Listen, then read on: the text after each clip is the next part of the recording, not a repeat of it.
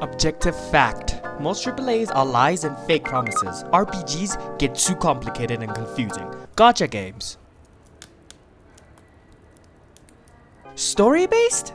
Just read a book. You'll find more engaging content there anyway. Sandboxes. You just need two things, and I know you don't have either. Friends and creativity. MOBAs and MMOs are the same ones. One of them just lets you leave the first map. FPSs. If you're not FaZe Clan, let me laugh at you real quick.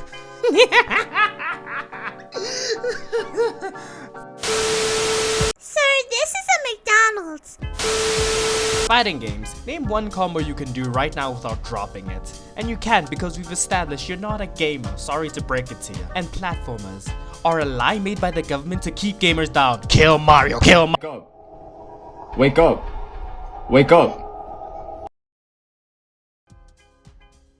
Roguelites are the best thing you can play, as most of them are made by a person who really hates you, and they want to see you at rock bottom, and give you a shovel. Fun is an afterthought. They need to see you on the floor crying with a plushie. But that's not even the best part. The games always get bigger the more you play it. They hide many things like items, levels, and characters, and they want to see you play it again and again and again. It's an uphill battle on a 90-degree wall.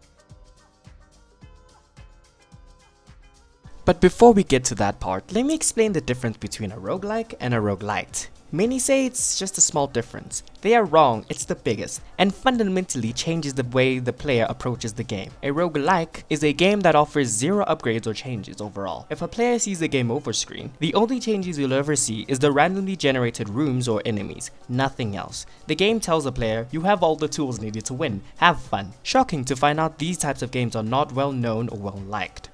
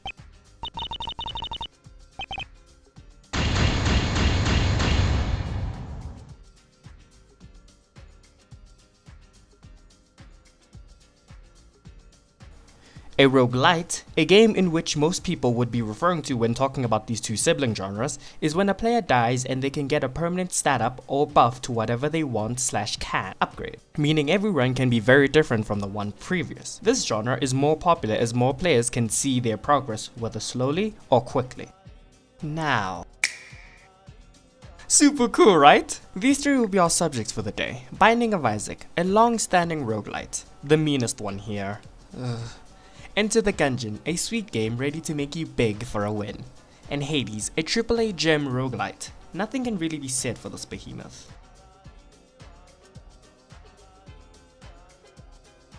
RNG.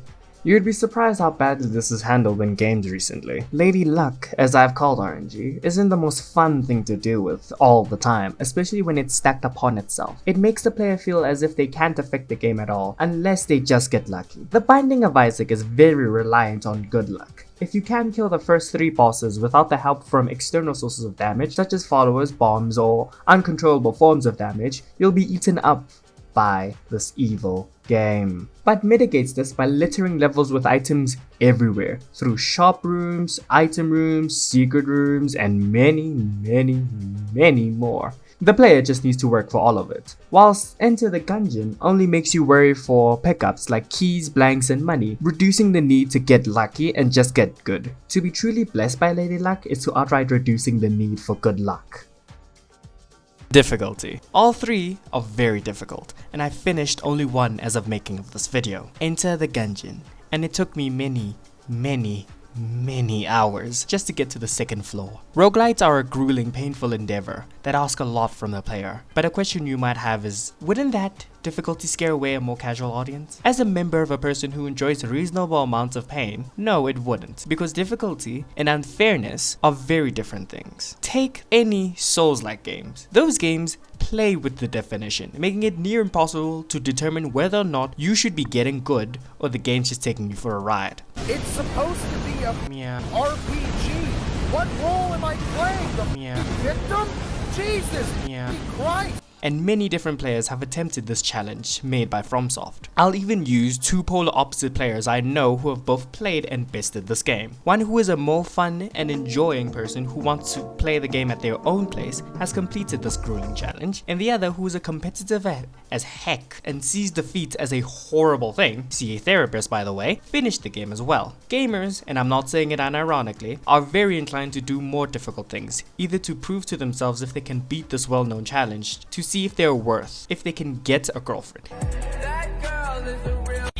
if they can touch grass, if they are good enough to themselves. It's a gamer's way of climbing Mount Everest. But do not be fooled. Many games have a badly made facade of difficulty, and it's a blatant, unfair use of everything, such as controls, rules, and many other things. It pulls players in with a promise such as Dark Souls that the end is near, this challenge is super great, but it's a lie to you as a player because the end is never there. You could be eternally trapped by its continued signaling of challenge complete. At least roguelites are much better than this.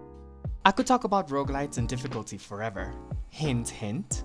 But let's get to the most important part of the game. Gameplay. I'm not going to look at you and lie to your face. Roguelites are all basically the same. They put you in a room full of enemies and ask you to kill them before you can leave. A simple request until you realize you can do it any way you want. It's as if these types of games give you freedom. Weird. I've never felt freedom in any other game, ever. You can do it as quickly or as masochistically as you want, no judgment from the game. In Hades, enemies are more like catalysts to make you look and feel cooler than you actually are. But in turn, this makes taking damage feel aggravating, since you should have known better, you should have played smarter, and you should have not been stupid. Unless it's this boss, then run my boy, run. Even though the gameplay loop might feel samey at times, these games really can't help it if you, yourself, suck. You need to unlock the new areas, you need to unlock the new fights, you need to unlock the new equipment, and you need to unlock the new upgrades. You cannot blame the game for not unlocking anything if you're trash. But what do I know? I'm simply just a cat. Thanks for watching. I've recently gotten a big computer, so maybe I'll come back and see you. Next time, cuties.